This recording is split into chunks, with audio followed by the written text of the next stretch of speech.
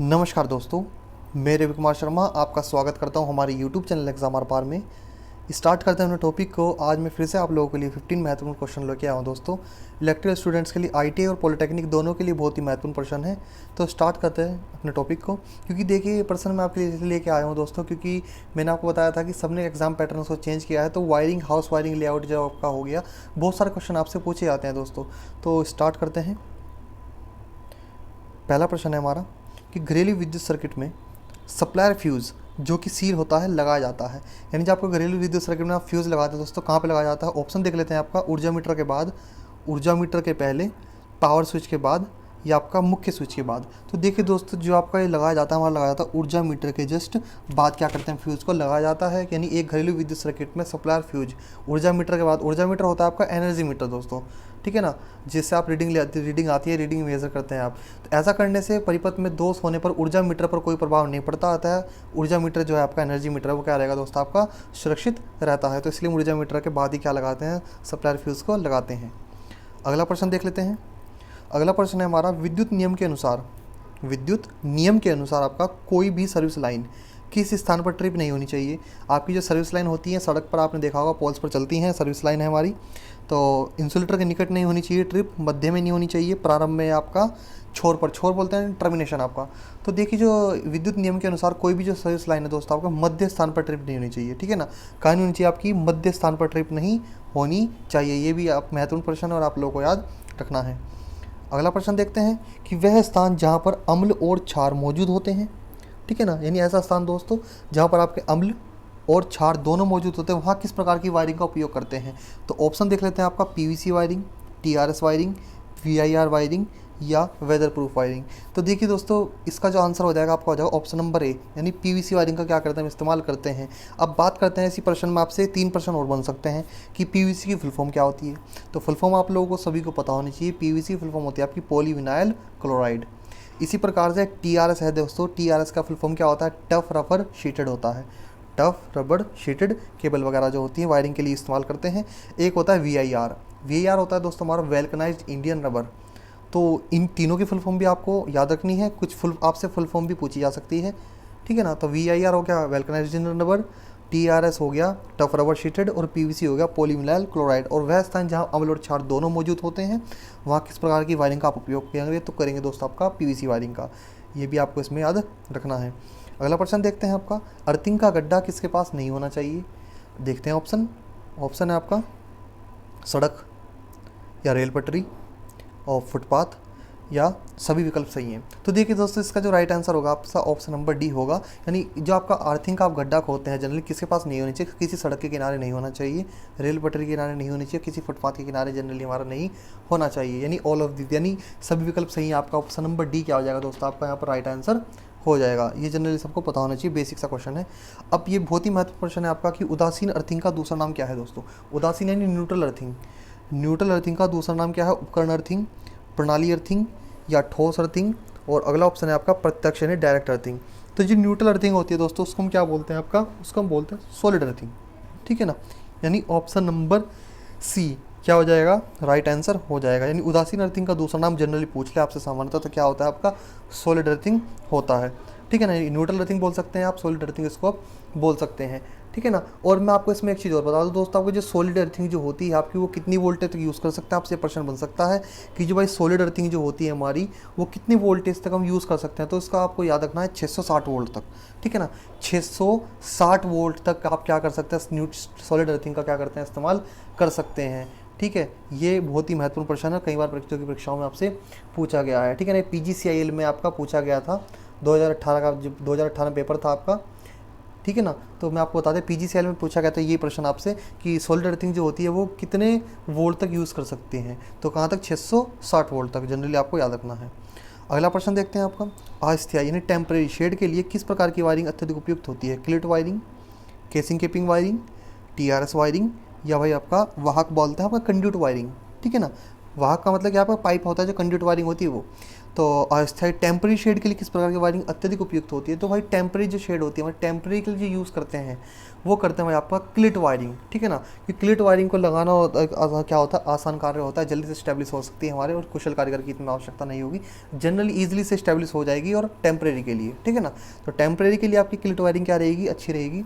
और कल हमने एक क्वेश्चन आपको देखा था, वीडियो में बताया था आपको कि 2 क्लिटों के बीच की दूरी क्या होती है, बैटन वायरिंग में 2 क्लिटों के बीच की दूरी क्या होती है, वो आपको कितनी बताई थी, 10 सेंटीमीटर। तो वो भी आप लोगों को याद रखना है। सारे प्रश्न जितने भी हैं आपको याद करते चलने हैं, नोट करते चलेंगे तो बहुत अच्छी बात है। और अगर दोस्तों आप लोगों को वीडियो पसंद आए तो लाइक ज़रूर करें, शेयर करें, क्योंकि देखिए दोस्तों बनाने में से बहुत टाइम लगता है, तो आपका एक लाइक अच्छा रहेगा, ठीक है ना। और ज़्यादा से ज़्यादा शेयर करें ताकि और बच्चों को भी इस वीडियो को इन्फॉर्मेशन मिल सके या पता चले। जिन लोगों को पता है उनके लिए बहुत अच्छी बात है, पर जिनको नहीं पता आप उनको शेयर कर सकते हैं। अगला क्वेश्चन देखते हैं आपका, वायरिंग की सबसे सस्ती प्रणाली कौन सी है। वायरिंग की सबसे सस्ती प्रणाली देखते हैं, केसिंग और केपिंग, क्लिट वायरिंग, बैटन वायरिंग, या आपकी कंड्यूट वायरिंग। तो देखिए दोस्तों आपका इसका राइट आंसर हो जाएगा आपका क्लिट वायरिंग है, जो कि वायरिंग की सबसे सस्ती प्रणाली कौन सी थी, क्लिट वायरिंग होती है। मैंने अभी आपको बताया था कि ईजिली से स्टैब्लिश कर सकते हैं, ठीक है ना। टेम्प्रेरी वायरिंग में आती है हमारी, और सस्ती प्रणाली सबसे सस्ती प्रणाली भी होती है, ठीक है ना। और वायरिंग की अपेक्षा जो क्लिट वायरिंग होती है वो क्या होती है, हमारी सस्ती प्रणाली होती है। तो ऑप्शन नंबर बी क्या हो जाएगा, आपका राइट आंसर हो जाएगा। वायरिंग क्लिप आमतौर पर बने होते हैं। अब देखिए अगला क्वेश्चन है हमारा कि वायरिंग जो क्लिप होते हैं भाई आपके, वो किसके बने होते हैं, आमतौर पर बने होते हैं, तांबे के बने होते हैं, स्टील के बने होते हैं, ब्रास के बने होते हैं, या आपके एल्यूमिनियम के बने होते हैं, ठीक है ना। अब देखिए सारे वायरिंग से क्वेश्चन है, इंपॉर्टेंट क्वेश्चन है दोस्तों, ये कई बार कोई परीक्षा में आपसे पूछे जा चुके हैं, मैंने आपको पहले ही बताया है ना, कई बार पूछे जा चुके हैं। तो ये भी जो क्वेश्चन था आपका SSC JEE में 27/1/2018 में प्रश्न पूछा गया था, ये कि वायरिंग क्लिप आमतौर पर बने होते हैं, ठीक है ना। SSC JEE में आपका प्रश्न पूछा गया था 27/1/2018 जो पेपर हुआ था आपका मॉर्निंग शिफ्ट में, यही प्रश्न आपसे पूछा था कि वायरिंग क्लिप आमतौर पर बने होते हैं, तो किसके बने होते हैं, आपके स्टील यानी इस्पात के बने होते हैं दोस्तों, ठीक है ना। किसके बने होते हैं, आपके इस्पात के बने होते हैं।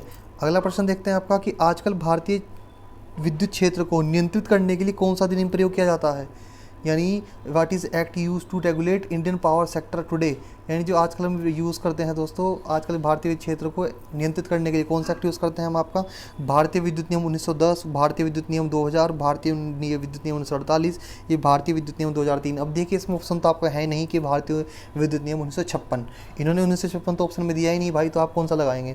तो जनरली जो आजकल जो यूज़ करते हैं दोस्तों आपका, यानी जो आपका act use to regulate Indian power sector today, वो आप यूज़ करते हैं दोस्तों आपका इंडियन इलेक्ट्रिसिटी रूल यानी एक्ट आपका 2003, यानी ऑप्शन नंबर डी क्या होगा, आपका राइट आंसर हो जाएगा। ये सभी लोगों को याद रखना है, परीक्षाओं की परीक्षा में पूछा जा सकता है, ठीक है ना।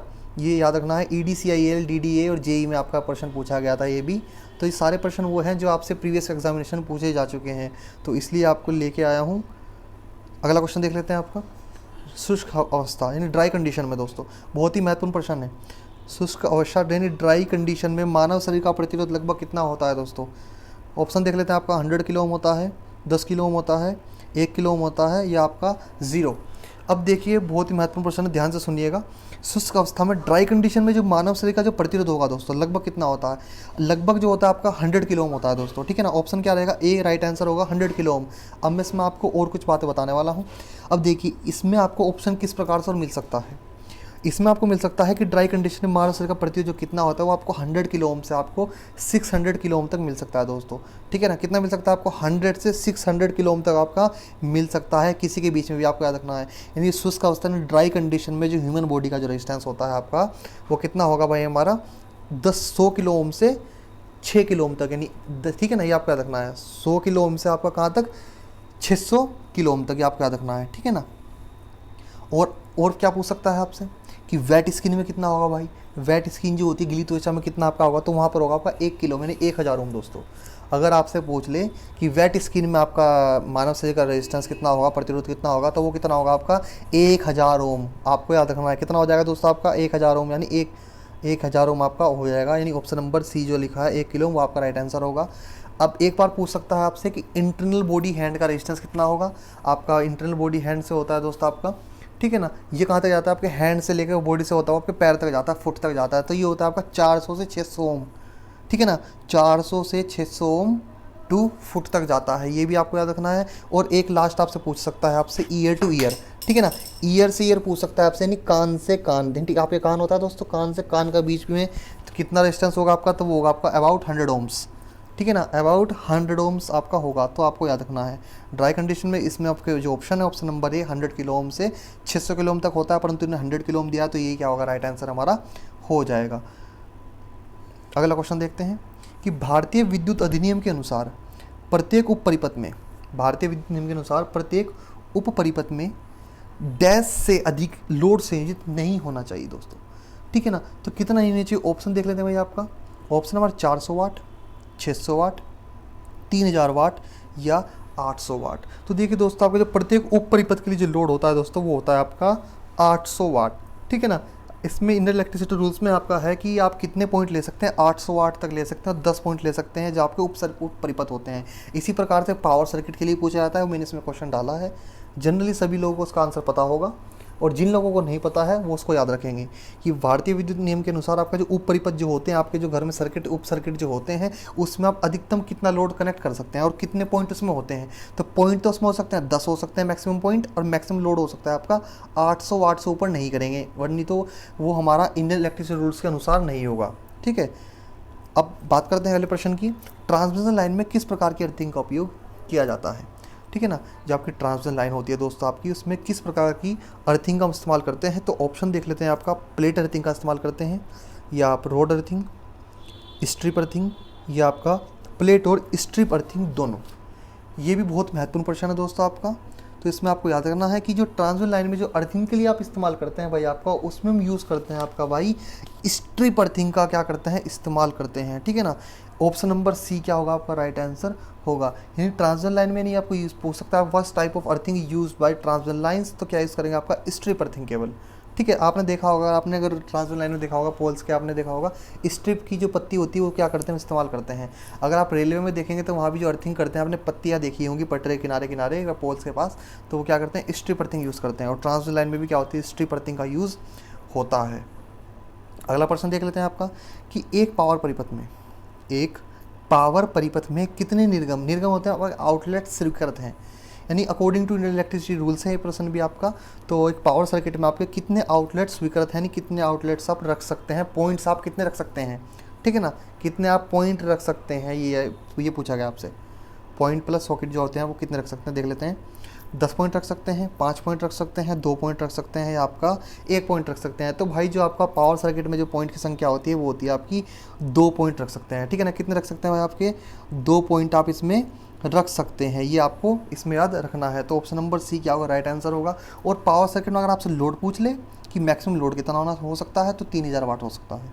ठीक है, मैक्सिमम लोड कितना हो सकता है, 3000 हो सकता है। जैसे उप परिपथ में था, वो लाइट और फैन के लिए होता है जनरली 800 वाट लोड मैक्सिमम और 10 पॉइंट, और पावर परिपथ के लिए मैक्सिमम 2 पॉइंट हो सकते हैं, और मैक्सिमम लोड जो हो सकता है वो 3000 वाट तक हो सकता है। ये भी महत्वपूर्ण प्रश्न है जो आप लोगों को याद रखना है।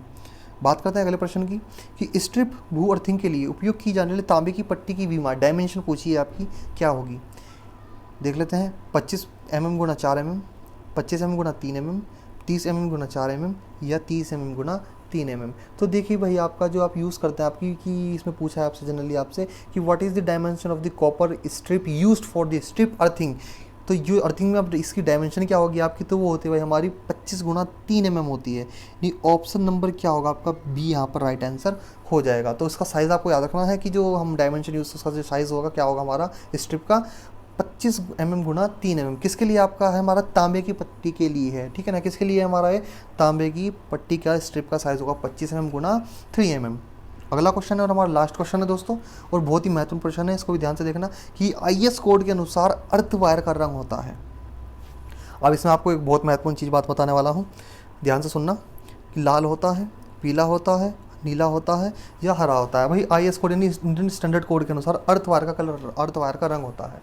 अब भाई जो अर्थ वायर का रंग होता है वो सबको पता होगा हमारा क्या होता है, ग्रीन होता है। ठीक है ना, क्या होता है भाई, अर्थ वायर का रंग क्या होता है हमारा, ग्रीन होता है। अब इसमें आजकल आपसे क्या प्रश्न बन सकता है, अब देखिए यहाँ पर मैं आपको एक कलर, आपको एक चार्ट दिख रहा होगा, टेबल दिख रही होगी, इसमें देखिए आपको लिखा है ओल्ड केबल कलर कोड और न्यू केबल कलर कोड। देखिए जो आपका 1-1.5 साल 2 साल कम से कम हो गया, 2-2.5 साल हो गए हमारे जनरली जो कलर कोडिंग है इसमें चेंज हुआ है दोस्तों, ठीक है ना। अभी तक क्या है हमारा, अभी तक अगर कोई भी अगर पावर प्लांट बनेगा, हमारा कोई भी चीज़ बनती है हमारी सब स्टेशन या कुछ भी बनेगा जनरली, तो पैनल्स वगैरह जो डिज़ाइन हो, फिर पैनल तो डिज़ाइन हो रहे हैं हमारे इसी कलर कोडिंग में, जो BBG के नाम से आनी थी। पहले कलर कोडिंग थी RYB, अब कलर कोडिंग आपकी जो जानी जाती है वो BBG करके कुछ जानी जाती है। इसको बोलते हैं ब्राउन ब्लैक एंड ग्रे। यानी जो आपके 3 फेज़ के कंडक्टर थे, आपके 3 फेज़ हम यूज़ करते थे, रेड, पहला रेड, फिर येलो और फिर ब्लू, 3 फेज़ थे हमारे। इसी प्रकार से जो 3 फेज़ है हमारे, उसको नाम चेंज करके क्या कर दिया है, ब्राउन ब्लैक एंड ग्रे कर दिया गया है। और आपका जो न्यूट्रल कंडक्टर है भाई, पहले आपका न्यूट्रल कंडक्टर ब्लैक रंग का था, अब आपका न्यूट्रल कंडक्टर क्या हो गया है, ब्लू रंग का हो गया है। और अर्थिंग कंडक्टर आपका ग्रीन था, और ग्रीन येलो वही रहेगा, ग्रीन एंड येलो कलर का मिक्स होता है आपका, जैसा कि डायग्राम में आपको इसमें दिख रहा होगा। तो अर्थिंग प्रोटेक्टिव कंडक्टर सेम है हमारा, जनरली सेम कह सकते हैं एक प्रकार से, परंतु जो न्यूट्रल कंडक्टर है ब्लैक से हमारा क्या हो गया, ब्लू हो गया है। एक बार हमारा, मैं आपको बताना चाहूँगा, ये 2016 में हमारा DMRC मेंटरिंग का एग्ज़ाम था, तो उसमें प्रश्न पूछा गया था। अगर आपसे यही पुरानी कलर कोडिंग पूछेगा तो आपको ऑप्शन में ये ब्लू कलर, ये हमारा कंडक्टर नहीं देगा, ठीक है ना। अगर आपसे प्रश्न बनेगा दोस्तों तो आपको समझ में आ जाएगा कि इसने न्यू कलर कोडिंग से पूछा है, प्रीवियस से पूछा है। क्योंकि जब न्यू कलर कोडिंग देगा तो आपको, अगर आपसे पूछ लिया जनरली एग्जाम्पल तौर पे कि न्यूट्रल कंडक्टर का रंग होता है, अब उसमें ऑप्शन में आपको ब्लैक तो दिया नहीं, ऑप्शन में उसने ब्लू दे दिया, आपको ब्राउन दे दिया, ब्लैक दे दिया, ग्रे दे दिया, रेड दे दिया, ब्लू दे दिया। तो जब आपको ब्लैक नहीं दिया अगर ऑप्शन में, तो आपको तो ब्लैक तो लगाओगे नहीं, फिर क्या समझ जाना कि नई कोडिंग से है, ठीक है ना। तो दोनों ऑप्शन में नहीं देगा, ये चीज़ आपको याद रखना है। वो अगर न्यू कलर कोडिंग से क्वेश्चन पूछेगा या ओल्ड से पूछेगा तो ऑप्शन भी उस हिसाब से आपको मिलेंगे, तो आपको उसमें याद रखना है। मैंने आप लोगों को बता दिया कि हमारा ब्राउन ब्लैक और ग्रे जो कंडक्टिंग के लिए यूज़ करते हैं, और न्यूट्रल कलर हमारा इस बार क्या यूज़ कर सकते हैं, ब्लू यूज़ करते हैं हम। और जो हमारा प्रोटेक्टिव अर्थ कंडक्टर है हमारा, ग्रीन एंड येलो कलर का मिक्स कॉम्बिनेशन है हमारा, ये आपको याद रखना है। तो फिलहाल आज की वीडियो में इतना ही कहना चाहूँगा दोस्तों। अगर आप लोगों को वीडियो पसंद आई हो तो लाइक करें, शेयर करें। अगर अभी भी हमारे चैनल को सब्सक्राइब नहीं किया तो प्लीज़ चैनल को सब्सक्राइब कर दीजिए, और धन्यवाद।